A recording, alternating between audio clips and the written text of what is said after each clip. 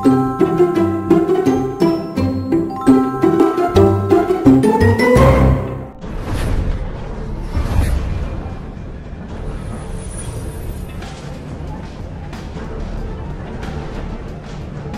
di kota New York, Amerika Serikat, kisah akan berfokus pada seorang fotografer bernama Leon yang memiliki karir kurang berkembang dalam profesi yang ditekuninya. Namun sang kekasih yang bernama Maya tak pernah lelah memberikan support, entah itu dalam bentuk materi ataupun biologis, sehingga Leon tetap tabah menekuni profesi tersebut.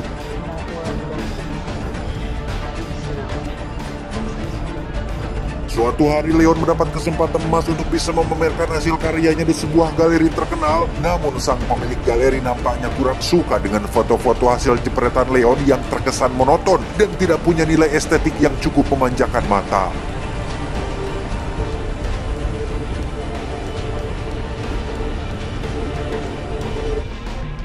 Dalam fase bingung itulah Leon memutuskan untuk hunting malam hari dekat stasiun kereta dan mulai memotret orang-orang yang berlalu lalang di sana, sampai akhirnya ia menemukan objek menarik, yaitu 3 anak muda yang turun ke stasiun kereta bawah tanah yang ternyata ketiga pemuda tersebut adalah tukang todong yang sedang menodong seorang wanita Asia yang sedang apes. Alih-alih lari dan melaporkannya ke security, Leon justru malah menjepret momen tersebut termasuk wajah para pelaku, bahkan meminta satu pemuda untuk diam di posisinya. Sempat berniat menyerang Leon menggunakan senjata tajam. Ketiga pelaku tersebut tidak bisa berbuat apa-apa setelah Leon menunjukkan kamera CCTV yang mengarah tepat ke mereka semua, sehingga mau tidak mau para tukang todong itu pun pergi tanpa bisa berbuat apa-apa.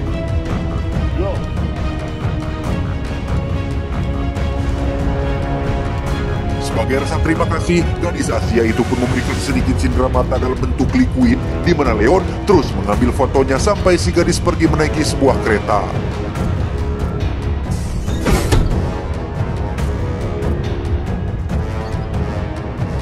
Selamat dari tukang todong, gadis Asia ini nampaknya harus bernasib tragis saat dirinya harus satu gerbong dengan seorang pria misterius yang menghampirinya dan menghantam kepalanya menggunakan sebuah palu.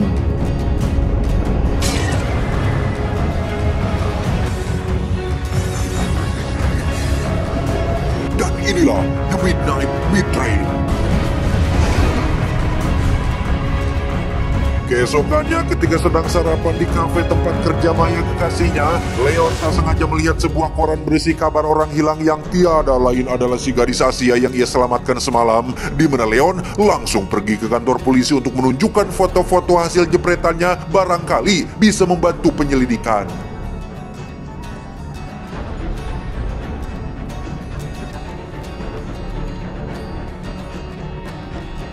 Selepas dari kantor polisi, Leon segera menemui si pemilik galeri untuk menunjukkan foto-foto tersebut, dan sungguh di luar dugaan, si pemilik galeri sangat amat menyukai fotonya yang dinilai natural dan layak untuk dipamerkan.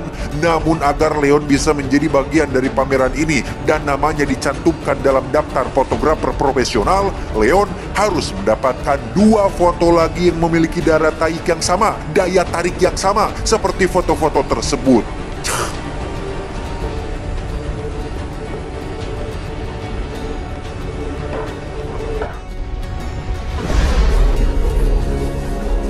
Tak ingin membuang waktu, malamnya Leon langsung pergi ke stasiun untuk hunting objek menarik lain, tepat saat muncul seseorang yang ternyata adalah pria misterius yang sudah membunuh si gadis Asia. Di mana saat Leon mencoba mengikutinya, tiba-tiba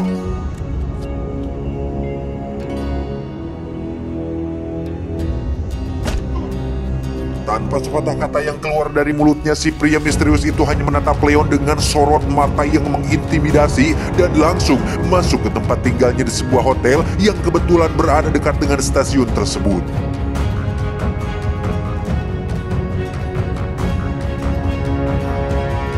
Tak ingin menyanyiakan kesempatan untuk ikut pameran, Leon yang sebenarnya ragu dan takut pun nekat menguntit pria itu dengan mulai mengikuti semua aktivitasnya yang dengan setelan jas rapi dan tas jinjing seperti orang kantoran.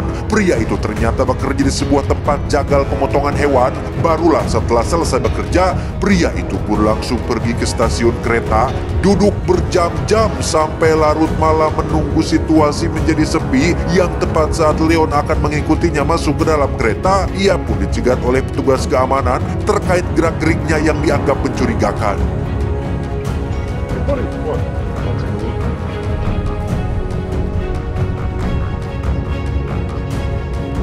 Di dalam kereta sendiri kita akan melihat si pria misterius itu akan beraksi lagi, di mana korbannya kali ini kebetulan adalah seorang marinir yang baru pulang dinas, sehingga si pria misterius itu pun mengalami kesulitan untuk menghabisinya.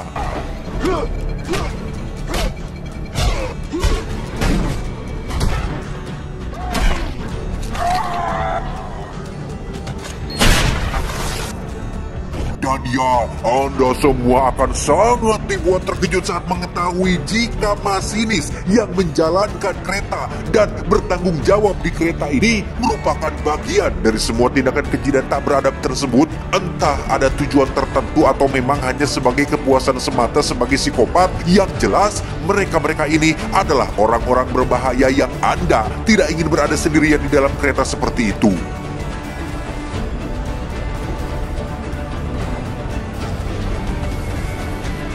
Keesokannya, Leon yang masih penasaran dengan sosok pria misterius itu pun kembali mengikutinya. Bahkan kali ini lebih ekstrim lagi dengan menyamar untuk bisa masuk ke tempat kerjanya. Yang tepat saat Leon sedang paceweh mengambil gambarnya, si pria pun menyadari hal tersebut sehingga membuat Leon terpaksa masuk ke dalam ruang penyimpanan daging dan menggantung di salah satu daging untuk mengelabui pria tersebut.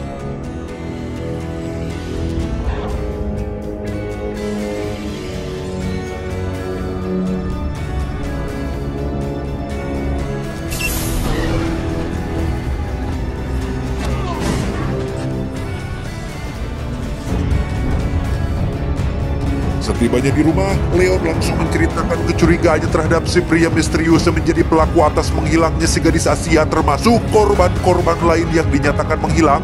Namun Maya tentu saja tidak mudah untuk mempercayai itu semua dan menganggap jika Leon hanya terjebak dalam ambisinya untuk mendapatkan objek foto yang bagus untuk pamerannya.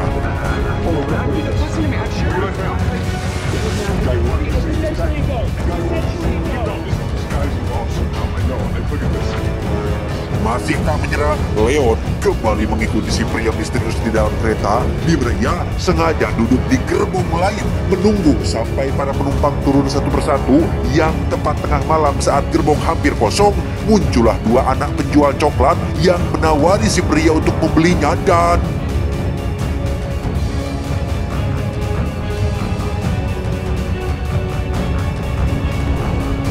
beberapa saat kemudian, tibalah kereta di stasiun berikutnya dengan dua penumpang yang masuk ke gerbong si pria, di mana Leon yang berada di gerbong lain pun bersembunyi di balik pintu dan menyaksikan dengan mata kepalanya sendiri ketika si pria menghantam kepala dua penumpang tersebut dengan palu, kemudian membersihkan kedua tubuh itu dengan cara mencabut gigi kuku rambut termasuk menggantungnya di langit-langit gerbong.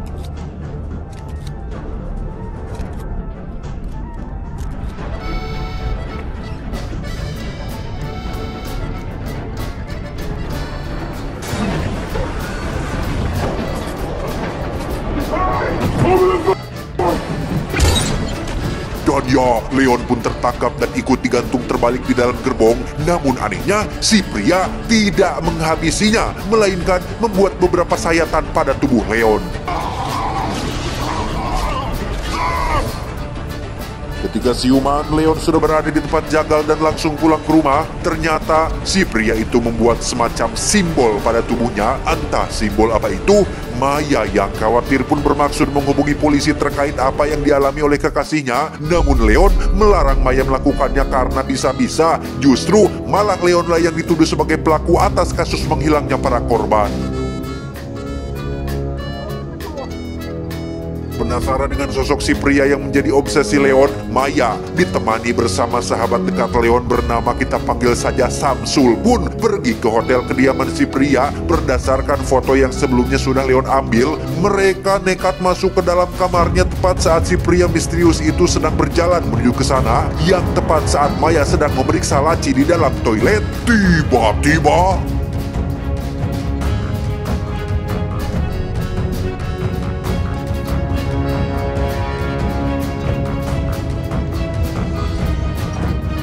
Ya, saat Maya keluar, Samsul sudah menghilang. Maya justru malah menemukan tas milik si pria yang ketika diperiksa terdapat sebuah buku berisi catatan jadwal kereta dari tahun 1911 yang berarti sudah 100 tahun yang lalu, di mana si pria sendiri terlihat sedang berada di balik dinding bersiap dengan palunya, tapi Maya lebih dulu lari dan kabur meninggalkan hotel tersebut.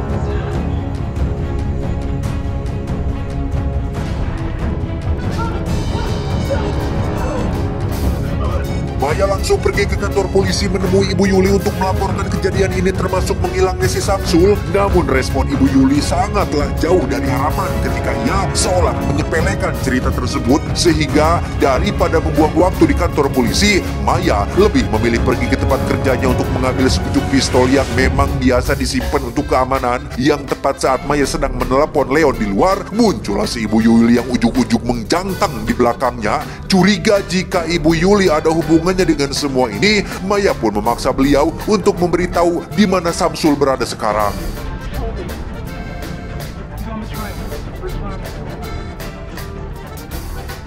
Sesuai jawaban Ibu Yuli, Maya pun naik ke dalam kereta api yang dimaksud. Sementara di saat yang bersamaan, kita akan melihat Leon sedang menghadiri pameran dengan para tamu yang berasal dari kalangan menengah ke atas, di mana Leon yang memakai sosok si pria misterius sebagai objek foto pun mulai merasakan hal-hal aneh seolah memiliki koneksi alias terhubung dengan sosok yang jahat tersebut.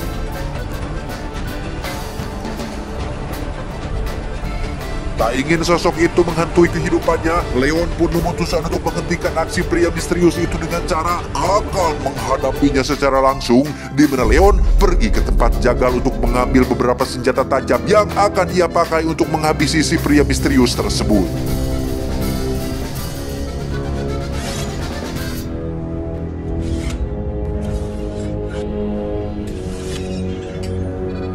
Setibanya di stasiun, alangkah terkejutnya Leon saat melihat Maya ada di dalam kereta yang sedang melaju, di mana Leon langsung berlari mengejar kereta itu dan menggunakan besi pengait untuk bisa naik ke sana.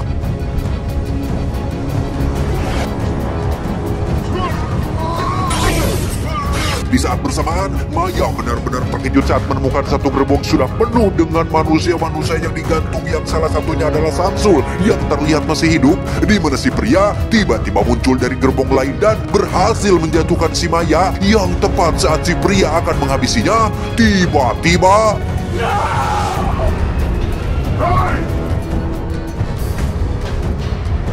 ya, terjadilah pertarungan yang 100% akan menyebabkan dolar kuning, di mana editor IQ7 pasti akan sangat kesulitan untuk mengatasi masalah tersebut. Namun berkat tekad kuat yang dimiliki oleh Leon, si pria misterius itu pun akhirnya berhasil dikalahkan setelah ditendang jatuh keluar dari kereta.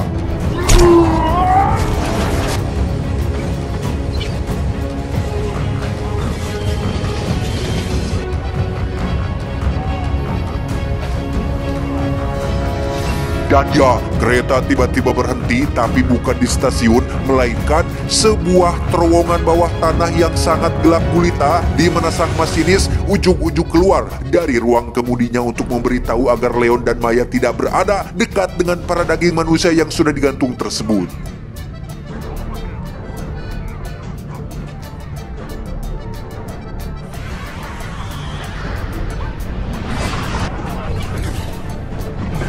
Dan ya, muncullah beberapa makhluk mengerikan dengan gigi tajam yang menyantap semua manusia tersebut termasuk si Samsul. Sedangkan Leon dan Maya sendiri terlihat keluar dari dalam kereta dan baru menyadari jika tempat ini adalah terowongan bekas penggalian yang sudah terbengkalai selama kurang lebih 100 tahun lamanya.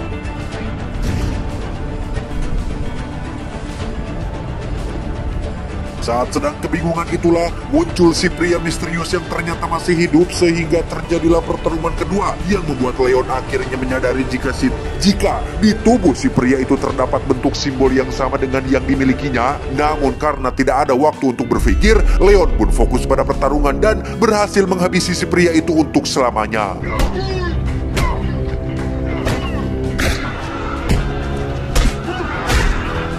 Di Dikira sudah selesai, muncullah Bapak Masinis yang menjelaskan tentang makhluk-makhluk tersebut yang rupanya sudah ada sejak sebelum manusia dilahirkan. Katanya, ada yang mengatakan mereka hanya dongeng dan mitos, ada juga yang percaya jika makhluk-makhluk ini akan keluar saat kiamat sudah dekat. Terlepas dari rumor itu semua, ada sebuah organisasi atau kelompok yang sejak dahulu kala selalu menjaga dan melindungi rahasia tentang makhluk-makhluk ini, termasuk rutin membuat mereka kenyang dengan cara diberikan makanan daging manusia. Yang inti daripada itu semua adalah untuk tetap membuat para makhluk ini betah di dunia bawah, sekaligus mencegah mereka naik dan terjadinya kekacauan yang besar-besaran.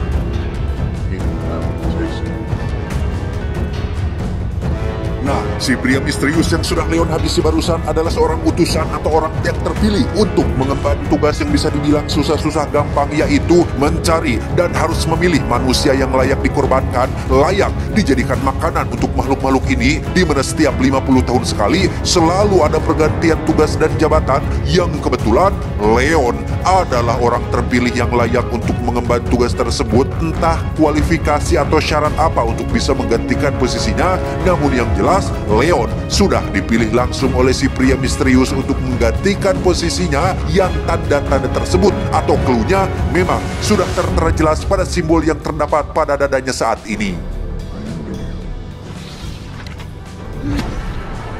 Alih-alih akan menyerang si Masinis, Leon justru malah dicekik sambil diangkat tubuhnya hanya menggunakan satu tangan saja, sehingga bisa disimpulkan bahwa si Masinis bukanlah manusia normal konvensional pada umumnya, melainkan ada sesuatu yang masih ia sembunyikan, di mana si Masinis langsung mencabut lidah Leon supaya tidak bisa berbicara, persis yang sebelumnya dialami oleh si pria yang sejak awal memang tidak pernah mengucapkan sepatah kata pun, yang meski Leon ogah-ogahan dengan pekerjaan barunya ini, namun demi untuk kedamaian umat manusia di dunia atas, Leon tidak punya pilihan lain selain menerima takdirnya sebagai seorang penjagal kereta malam. Tak hanya itu saja kejutannya, si Masinis pun menghampiri Maya yang masih dalam kondisi pingsan, di mana si Masinis langsung membelah dada Maya untuk diambil jantungnya dan menyuruh Leon untuk memakan jantung tersebut sebagai bentuk sumpah setia melayani organisasi sekaligus melindungi seluruh umat manusia yang ada di dunia.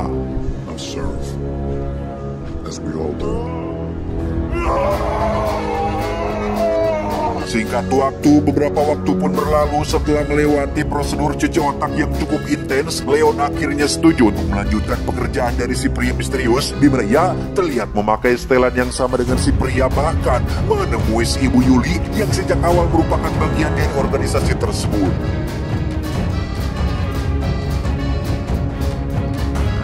Setelah diberikan buku catatan yang berisi tanggal dan jadwal makan para makhluk, Leon pun langsung menaiki kereta malam dan memulai profesi barunya sebagai penjagal kereta malam.